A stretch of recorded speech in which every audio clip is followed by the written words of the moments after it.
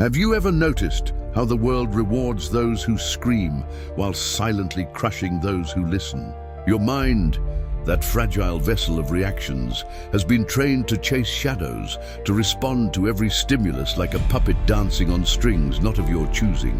What remains when the noise subsides and you stand alone with your thoughts? The hollow echo of a self you barely recognize. The fortress is not built in daylight among the applause of others. It rises in darkness when no one watches, when your hands bleed against the cold stone of discipline and your breath forms clouds of determination in the midnight air. The weak mind dissolves at the first sign of resistance. The strong mind becomes the resistance. Your thoughts, scattered like dust in a storm, must settle into patterns of your design. Not blown about by every passing wind of opinion or criticism. Between stimulus and response lies a space vast as an ocean, yet thin as a blade. Most never discover this space. They react, they break, they surrender. They mistake motion for meaning and noise for power. But you sense it now, don't you? That peculiar stillness where true authority resides. Not in speaking, but in the weighted pause that precedes words. Not in action, but in the calculated restraint that makes each movement deliberate. The paradox reveals itself. Power grows in silence as a tree grows in sleep. What forges steel is not gentle encouragement, but merciless heat. What shapes mountains is not sunshine, but pressure. Your mind, this soft, yielding thing, requires similar transformation. The flames must be allowed to consume what cannot last. The pressure must be invited to compress what seeks form. Pain becomes not something to avoid, but something to interpret. A language your body speaks when growth approaches. The tears that fall today water tomorrow's garden of resolve. Look around at those who claim strength, yet crumble at whispers. Then look within, at the temple you have left unattended, its foundations cracking under the weight of external validation and borrowed wisdom. The journey before you is not outward, but inward. A pilgrimage to the center of your own suffering, where weakness dies not through conquest, but through understanding. This is not about becoming someone new. It is about stripping away everything that is not truly you. The fortress awaits its builder. The silence awaits its master. The power awaits the one who has learned that true dominance begins with dominating oneself. Remember when you first noticed it? That space between what happens and how you respond. Most never discover this terrain, this sacred pause where destiny shifts. You've spent years surrendering this space, giving away your power with each thoughtless reaction, each emotional storm that leaves you hollow in its wake. Have you counted the cost of these surrenders? The respect lost, the opportunities vanished, the inner peace shattered like glass beneath hasty feet.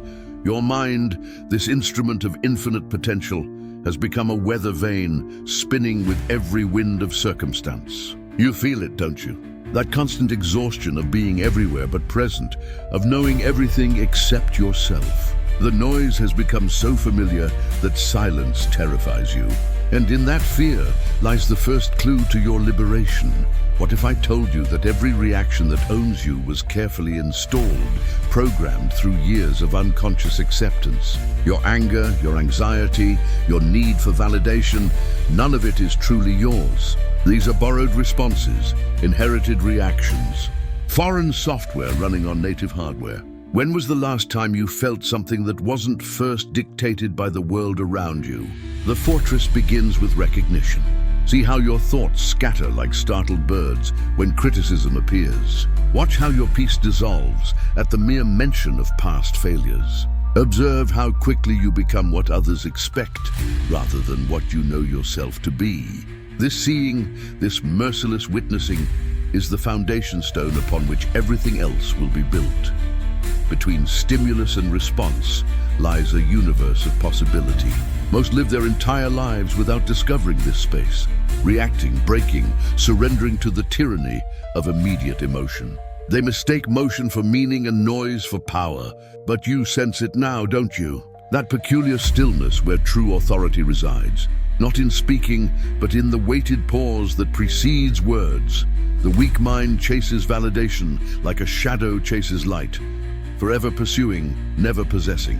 It lives in constant reaction, a servant to every trigger, every opinion, every rejection. Have you felt the exhaustion of this endless chase? The way it hollows you from within, leaving nothing but echo chambers where conviction should stand? Look at those you admire, those rare souls who maintain composure when others crumble, who speak with quiet authority rather than desperate volume. What separates them is not knowledge or talent or luck. It is the mastery of internal silence, the ability to let the world spin without spinning with it. You've glimpsed this power in others. Now it's time to build it within yourself. The journey begins not with addition but subtraction, not with gaining new strengths, but with identifying old weaknesses. The patterns that possess you, the triggers that own you, the reactions that define you, these must be witnessed with unflinching clarity before they can be transformed. In what moments do you lose yourself most completely? When does your voice change, your posture shift, your energy deplete? These are not random occurrences, but doorways to understanding.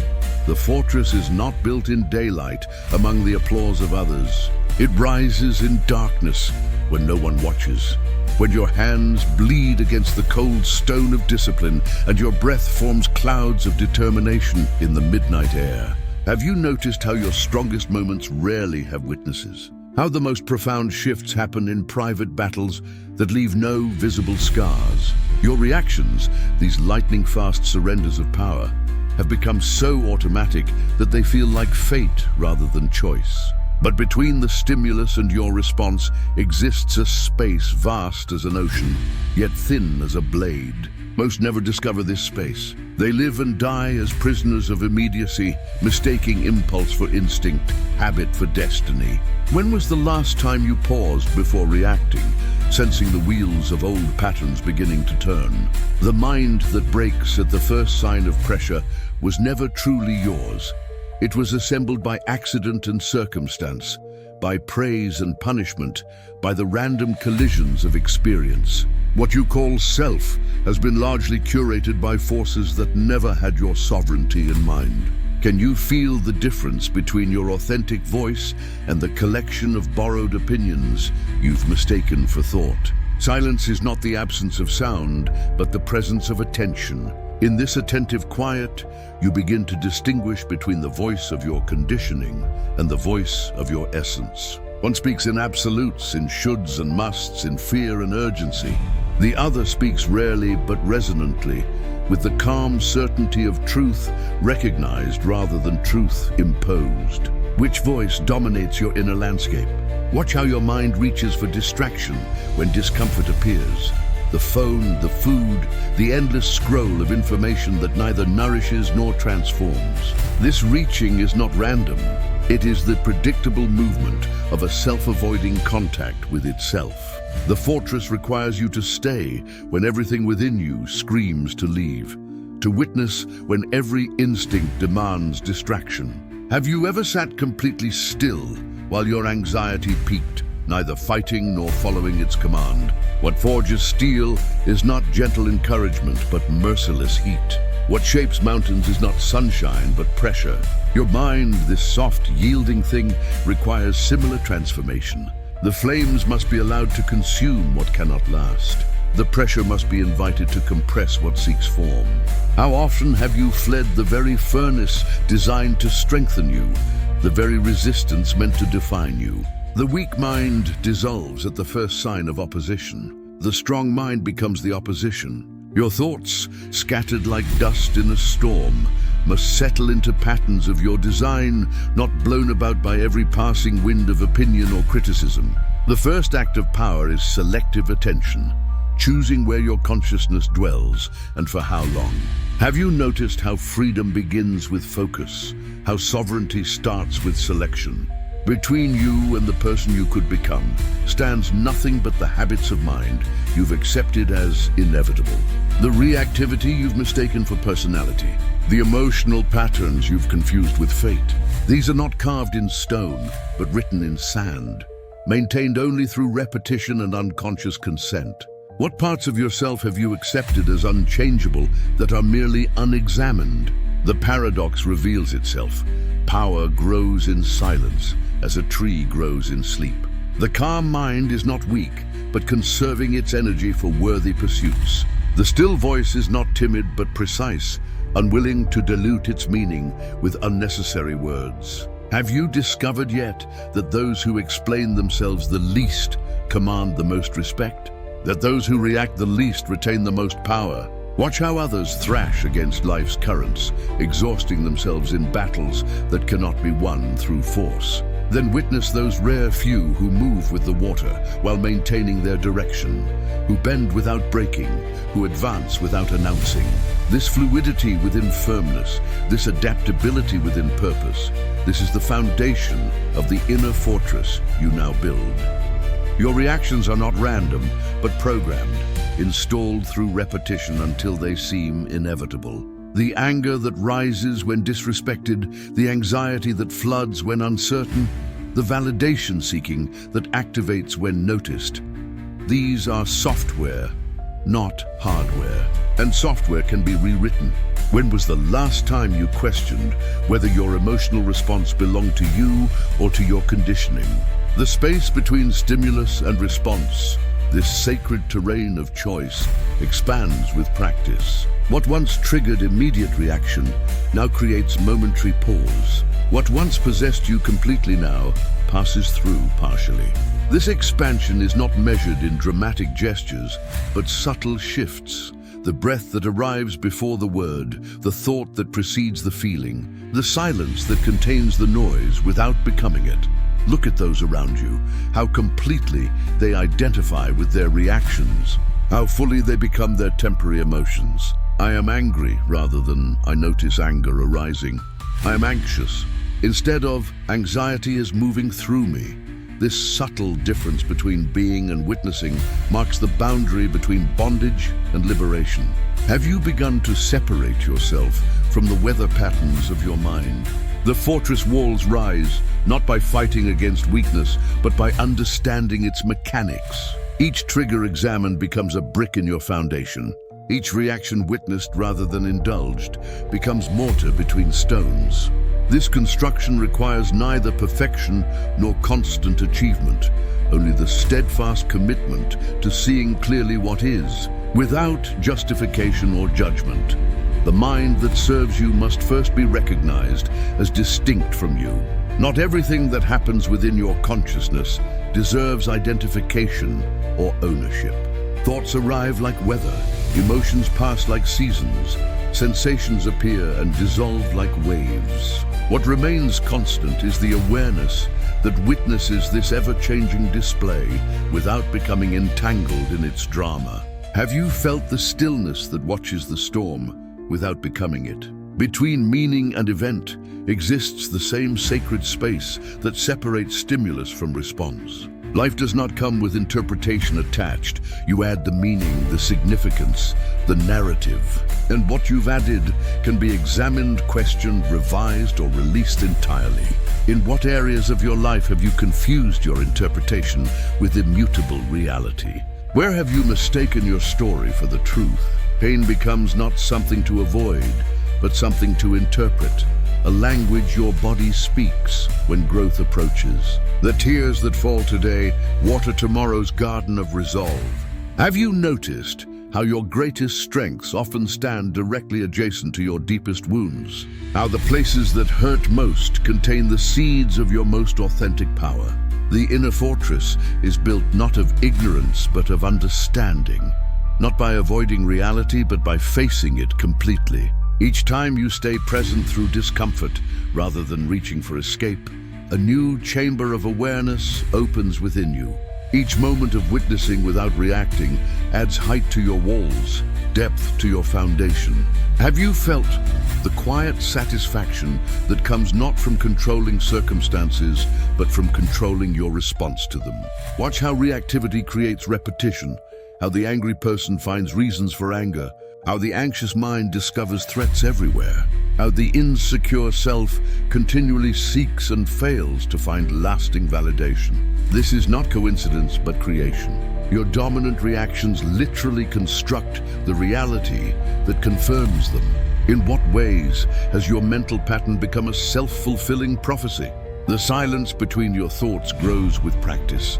First milliseconds, then moments, eventually minutes of pure awareness without commentary. In these spaces, something ancient and unfragmented reveals itself, a consciousness that existed before your story began and will continue after your narrative ends. Have you glimpsed this witnessing presence that remains unchanged while everything else transforms? Your reactions, these automated surrenders of power, can be traced back to their origins if you follow them with honest attention. Behind the adult anger often lies a child's helplessness. Behind the chronic anxiety often stands an ancient memory of insufficient safety. These are not weaknesses to condemn, but messages to decode.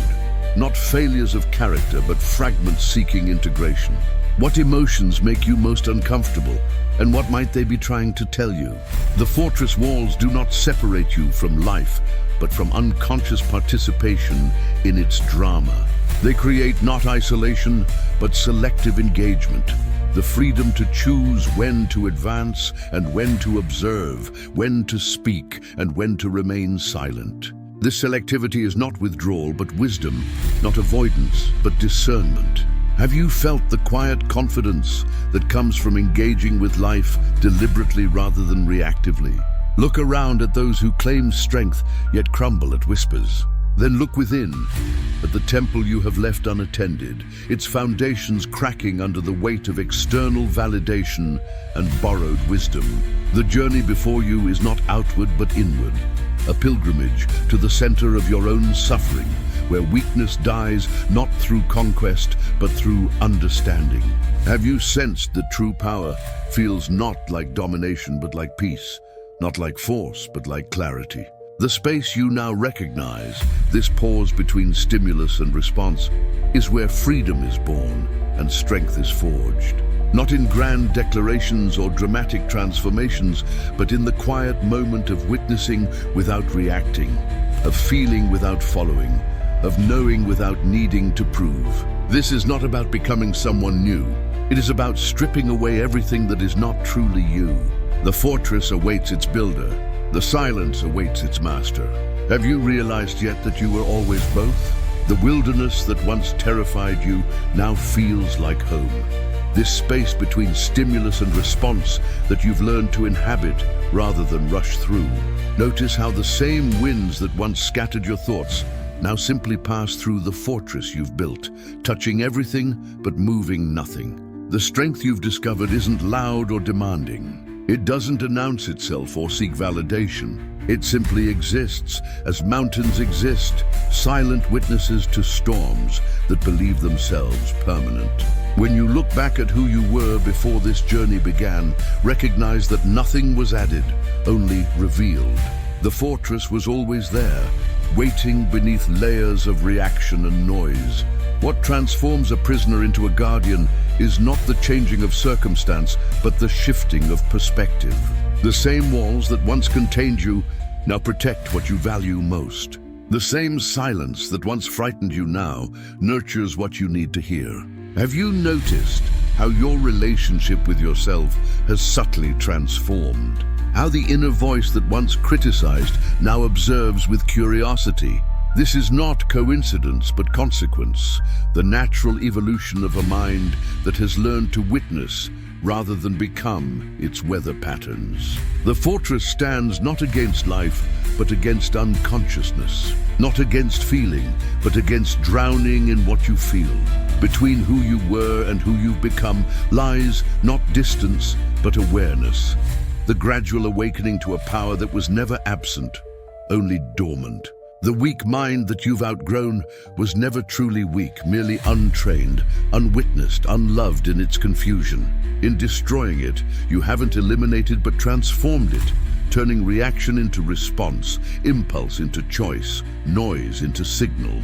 The true alchemy of this journey has been the discovery that everything you needed was already within you, waiting not for addition, but for recognition. What feels like ending is merely the space between breaths, The sacred pause, where one cycle completes and another, begins with greater consciousness. The measure of your transformation will not be found in moments of ease, but in moments of challenge. Not when life aligns with your preferences, but when it contradicts your expectations. When the storm returns, as it inevitably will, watch how differently you meet it. Notice the space that now exists between trigger and response, between what happens and what it means. This space, this silent fortress you've built, is not something that can be taken from you because it was never given to you. It was uncovered, remembered, reclaimed from the noise that had concealed it. If these words have found resonance within you, share this silence with someone still battling their internal noise. The fortress awaits all who have the courage to stand still while the world spins, to remain centered while circumstance scatters. Remember, the power that transforms your life speaks in whispers, not in shouts. Listen.